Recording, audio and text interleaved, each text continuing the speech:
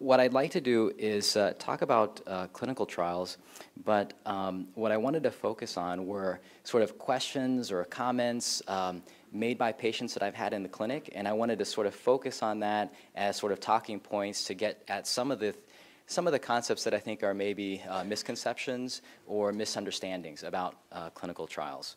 And so the outline really is to talk about some of these common misconceptions, talk about the different phases of clinical trials, and then also the timing of these trials and when these trials should be considered. And we'll go through specific examples to illustrate all of this. So to start off, we'll go with sort of a side-by-side comparison of what clinical trials aren't and what I think they are. So the first thing that I hear that kind of makes me cringe a little bit, makes me squirm a little bit, is I've had patients say, well, you know, I really don't want to do a clinical trial because I don't want to be a guinea pig. And, you know, for somebody who does laboratory-based research and uses animals in research, you'll know what happens to these animals at the end of the experiment, and that's not what we do to our patients at the end of the clinical trial. But I think the bigger thing is that statement implies that patients derive no benefit from the therapy. I mean, that's really what that implies. And I think that's a really big misconception, because when I think about clinical trials for patients, and my colleagues in the back of the room do the same thing, we try to match the clinical trial to the patient in terms of the biology and the tumor and how we know this tumor works. And so we aren't going to offer 20 different clinical trials. In our minds, we're filtering these clinical trials to offer the ones that we think make the most sense from a biology standpoint.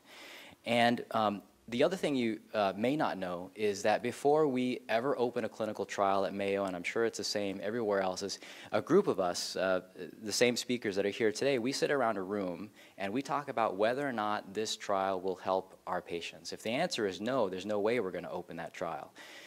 We're not going to open a trial that we believe is doomed to fail, right? I mean, it wouldn't make any sense. So by default, if we're running a trial and we're offering a trial, a group of experts already are already biased that this should work. So don't think of it as getting the opportunity to be a guinea pig, but rather getting the opportunity to get access to drugs that you can't otherwise get access to. The other comment that I get sometimes is, well, I thought clinical trials were meant as a last resort, and that could not be farther from the truth. So one example is that clinical trials will exclude patients based on the number of therapies you've had in your lifetime. So the more therapies you've had, the less likely you are to be a candidate for a trial. Some trials are very, very specific, and what they'll say is you have to have at least three lines of chemotherapy, but not more than 4. So you really have to have 4 lines of prior therapy. They can be that specific. And if you are outside of that, you're not going to be a candidate for the trial. The other thing that I think is really important to consider is what we call performance status. So when you're in with the oncologist, sometimes the oncologist will say something like, so tell me what life is like at home. Who's doing the cooking and the cleaning? We're not trying to be nosy, okay? We are trying to figure out how strong are you in the house, what are you able to do, and what is the cancer doing to limit your level of activity. So if you wait too long, if you've gone through multiple different chemotherapies, and then you're thinking, well, I'll do a clinical trial, by then sometimes your performance status, which is your strength, your stamina, is not good enough for a clinical trial, and you'll be excluded. And then there's also some age factors that might come into play. The other thing is clinical trials don't always have a placebo. So I've had patients say, well, I don't want placebo. And what I say is, if there is a situation, a clinical situation, where we must give you, or we need to give you therapy, right? It would be unethical for us to give you a sugar pill or a placebo. We have to give you something that we believe to be active. So we would not give you a placebo if we felt that you needed therapy. So really the only time that you would potentially consider a clinical trial with a placebo is if the standard of care is to do nothing. and then there would be potentially a placebo there.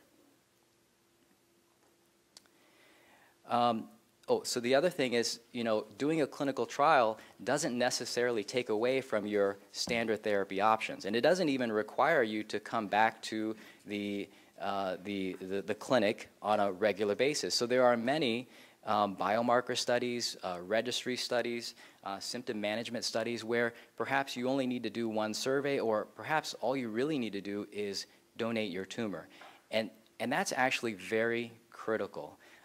A lot of the research, I can't underscore that enough, a lot of the research that we do is based on tumor tissues that have been donated by patients for non-specified research. That tumor is put into a repository, your name is protected so that researchers don't see your name, but that tumor can be studied many, many different ways to understand this disease. And so that's probably one of the easiest studies you can participate in, is just to give the tumor for research. The other concern that comes up sometimes is insurance coverage. And so patients will ask, well, is this going to be covered by insurance? And usually what I tell them is anything that is considered standard of care, meaning you've got to see the doctors, you've got to see nurses, you've got to get infusions, you need blood tests, you need CT scans. Those are all considered standard of care sorts of things, and as a result, insurance should be billed for that because that's considered standard. But if the drug, or if the surgical procedure, or if there is anything that's not considered standard, well, then that is something that does not get billed to insurance. Instead, the clinical trial should pay for that. So a question that comes up is, when is the right time to consider a trial? And I would say that any time that there is a crossroads in a patient's care, that's the right time to think about a trial.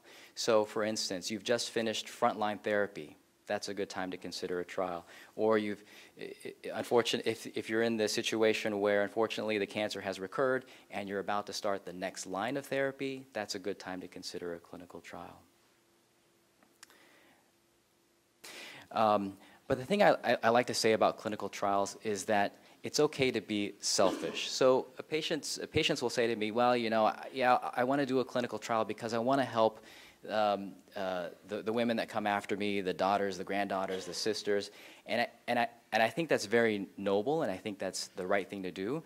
But also remember, we're looking for trials that will help you, the individual patient. Obviously we want to help other women, but we're trying to pick the right trial for the right patient. So it's okay to be selfish, and it's okay to say, what's in it for me? And really what's in it for you is that these clinical trials provide the opportunity to get more than just standard of care. So standard therapies are they're standard, which means you can get them anytime. You can get them when you're weak, when you're strong. You can get them closer to home. There's really nothing that special about them. But clinical trials, on the other hand, give you the opportunity to get drugs that are the therapies of the future, therapies that are not yet available on the market. And if you think about the therapies we currently have, so you just heard about PARP inhibitors. So years ago, those were only available on clinical trials. And so if you can imagine, the women on those clinical trials were literally getting the treatment of the future, but they were getting it many, many years ago. And that's what we try to do. I mean, because we see early phase clinical trials with great promise, we start to think we need to put our patients on these clinical trials because these drugs are looking really promising. And so we do that for all of our patients that we see in the clinic. The other thing that I would mention too is that if this drug is working and the study ends, which happens sometimes, we can petition drug companies to continue offering that drug to you for as long as it's working. But the other thing that patients will say is, you know what, I really don't want to do a phase 1. And before I get into that comment, I just want to go through one slide of what is a phase 1, what are the different phases of clinical trials. And then I want to sort of try to erase that phrase from your mind, I don't want to do a phase 1.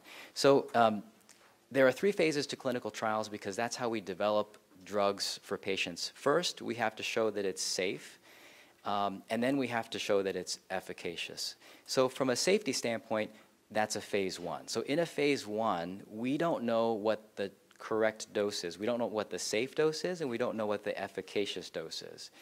And so what we do is we allow patients to enroll on this brand new drug, or on this clinical trial that offers a brand new drug, and the goal of doing that is to just really look for safety. And if a specific dose level is safe, then additional patients are allowed to enroll on the trial at a higher dose. And again, we look for safety and tolerability.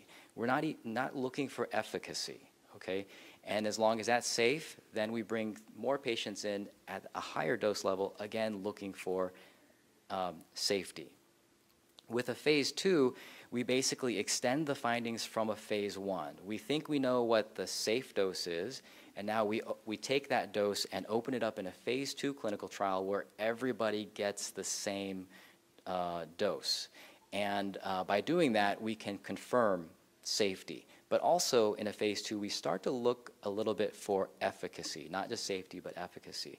And then the phase 3 trial is the one that everybody knows. It's the large randomized clinical trial where the goal at that point is efficacy. Is this drug better than another drug, or is this drug better than placebo, that sort of thing.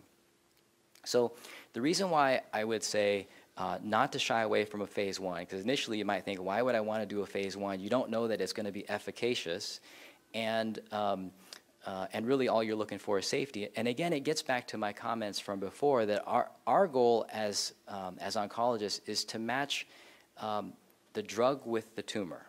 And so what we're trying to do is we're trying to find the best drug for your cancer, and sometimes we'll do tumor molecular profiling. Sometimes we'll know that a tumor has a very special mutation.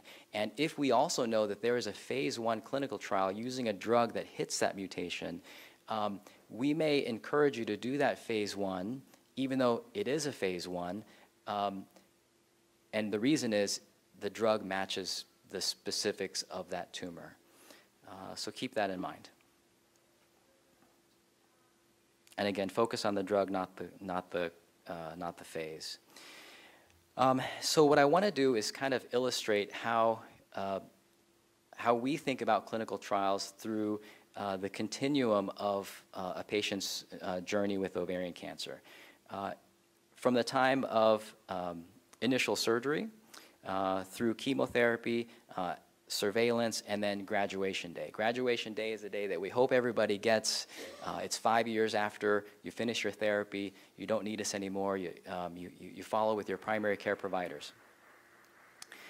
But unfortunately, we know that for many patients, we don't reach the graduation day, and recurrences are common, and then we need to make treatment decisions regarding chemotherapy. So at multiple points along this continuum, there is room for improvement, whether it be surgical, primary surgery, surveillance, or the really big one in the recurrent setting, where many patients find themselves and where we need many more clinical trials to increase or to improve outcomes for our patients. So I'll kind of illustrate how clinical trials could be beneficial at each of these time points. So the first trial that I wanted to talk about is one involving metformin. So you may have heard of metformin, you may be on metformin. So metformin is widely known as a drug that's used to treat diabetes. But probably what you didn't know is that diabetic patients who are on metformin tend to have a decreased cancer risk. And then in the laboratory, it's been shown that metformin has the ability to inhibit cancer cell growth. So the hypothesis or the theory is that combining metformin with chemotherapy could perhaps give you better cancer killing, and as a result, better clinical outcomes. And so the way that this clinical trial is designed is patients who have had their surgery at one of the study sites then get randomized 1-to-1, meaning for every one patient that goes on to the metformin arm, one patient goes on to placebo. And the reason why there's a placebo arm here is because the standard of care after somebody has completed surgery is to just do chemotherapy. There is no standard to combine chemotherapy with something else. It's just chemotherapy. So patients would get carboplatin paclitaxel plus or minus metformin with a metformin maintenance. And so I look at clinical trials with novel drugs as bonus therapy, right? So you're at least getting the standard of care as the backbone, but then you potentially get a bonus therapy on top of that. And again, getting back to my previous point, this is not a last resort. You can see that this is actually upfront therapy that's done at the time of your initial chemotherapy. So this is an example of a situation where patients would otherwise be in surveillance are now actually undergoing some kind of a maintenance therapy. So you heard a little bit about PARP maintenance therapy, but there's really no maintenance therapy that happens after the initial chemotherapy. And so that's kind of what we're talking about here. I'll mention to you very quickly a clinical trial that uses a vaccine. And you're going to hear a lot more about immunotherapies later today with Dr. Block, so I won't dwell on the specifics of the mechanism of this clinical trial, just to point out that this clinical trial is a vaccine that tries to take advantage of something unique to the cancer. So ovarian cancers tend to have higher levels of expression of a protein called folate receptor. And coincidentally, this protein is not expressed, expressed meaning present. So this protein is not present at very significant levels in normal tissue, okay? And so researchers like Dr. Block are trying to exploit this, the fact that it's present on the tumor, but not present in normal tissues. And I'm going to skip over this in the interest of time, and since Dr. Block is presenting later today, just to point out that what he's trying to do is teach your immune system how to recognize and kill ovarian cancer cells because they have this protein, this red outline around the cancer cells, and to teach those immune cells that you already have in your body how to kill ovarian cancer. And again, it's not a last resort. So this is something that's done very early on in the course of a patient's cancer care. The last part of my talk is really to focus on, well, what do we do for the patients who have already recurred? They've already gone through frontline therapy, maintenance, or surveillance, and now they've recurred. And so this is obviously a major area of research. The current way that we think about chemotherapy for patients with recurrent cancer is we think about the different drugs that we have. So we have drugs like topotecan, Gemzar, Doxil, and also Taxol. The challenge that we face is patients will say, you know, I want the best drug. I want the one that's going to work the best. And the problem is we don't know which one will work the best. It's a little bit of a guessing game, and it's also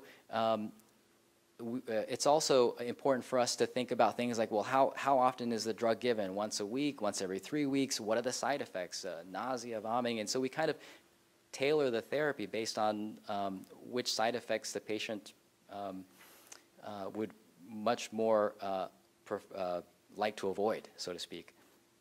But what if we could tell patients that this group of women are more likely to respond to gemcitabine, or this group of women more likely to respond to Doxil, or this group of women more likely to respond to Taxol? If we could do that, perhaps we could spare patients toxicities from therapies that are less likely to be effective, and prioritize therapies that are more likely to be effective.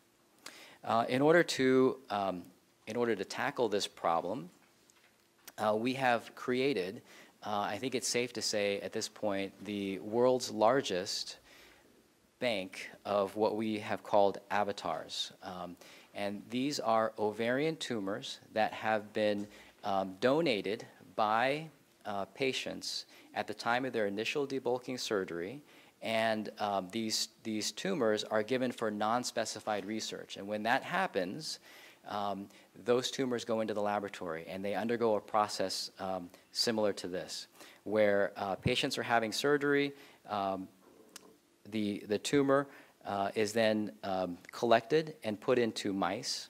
After those tumors are put into mice, we let those tumors grow, and eventually they're grown in many, many mice. At that point, we can start testing drugs, whether it be standard therapies or brand new targeted therapies, PARP inhibitor therapies, in those mice to figure out which drugs are most effective, but also look at which combinations are most effective. To give you an idea of how these avatars reflect what happens in the patient, what I'm showing you here are a bunch of different avatars in the laboratory. On the bottom line, you see the number of days. These are the number of days that the mice are treated with chemotherapy. And on the bar that goes up, what you see is how the tumor has changed in size in the mice. And I know it doesn't mean a whole lot. It looks like a spaghetti graph or a spider graph. But what you see is these avatars have different responses to chemotherapy, right? So some avatars, they grow through chemotherapy as if you're not giving any chemotherapy at all. You see those lines going up. And then you see other avatars where you give chemotherapy and they shrink down really, really nicely. So we think that this reflects what happens in our patients. But then if I change the slide a little bit and I add color to this. So if I color this with red, if patients in the clinic had platinum-resistant disease, meaning their cancers recurred fairly quickly within 6 months of finishing their frontline therapy. And if I color the PDXs or the avatars green, if the patients had a very long interval without cancer, meaning more than 6 months, maybe even more than a year, what you see is fairly good correlation. Basically, the avatars that are growing on chemotherapy are coming from patients where they had platinum-resistant disease, and the avatars that are shrinking on chemotherapy are coming from patients that had platinum-sensitive disease. And so this was part of the data that led to a current clinical trial for platinum-resistant recurrent ovarian cancer.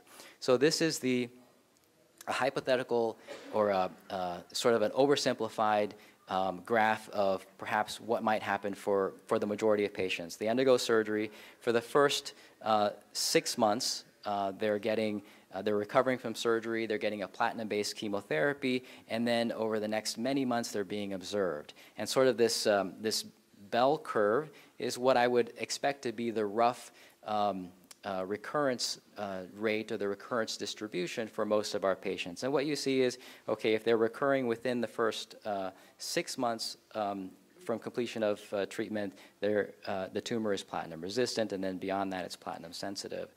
And so this is a similar figure from before. Again, we're taking tumors from patients who've consented. We're putting those tumors into mice, but we're treating those tumors specifically with second-line therapies, topotecan, Doxil, gemcitabine, and paclitaxel. And then we sit on that data, and we hope that we never have to use that data because we hope that the patients don't recur. But if they do recur, it's very possible that we have their avatar and we have the information for how the avatar responded to chemotherapy, okay? And I also point out on here in the sort of the salmon-colored shaded area, the timeline it takes to do this type of work is about a year. So it takes a lot of effort, it takes a lot of time to do this. And so for some patients whose tumors are really aggressive, perhaps we can't make the avatar fast enough. But it is possible if a patient does have a recurrence, for instance, the first red patient A, if she has a recurrence around 10 months, if the avatar is ready, we can advise her on which therapy works the best. But if patient B has a recurrence, it's more than 6 months after chemotherapy, probably going to be platinum sensitive still, she would not go on this trial. She would probably go on to receive more platinum-based chemotherapy. The tumor is not platinum resistant yet, but ultimately, if that tumor does become platinum resistant, then she would be a candidate. And again, this clinical trial, although it's focused on patients with recurrent cancer, it actually started at the initial diagnosis, at the initial surgery when we collected that tumor. So this trial is not a last resort trial. You had to consent to this at the time of surgery. And really what you had to do was consent to the ovarian repository, which collects tumors for non-specified research. So without that, this trial would not have been possible. So this is actually an old slide, but I think you get the general idea.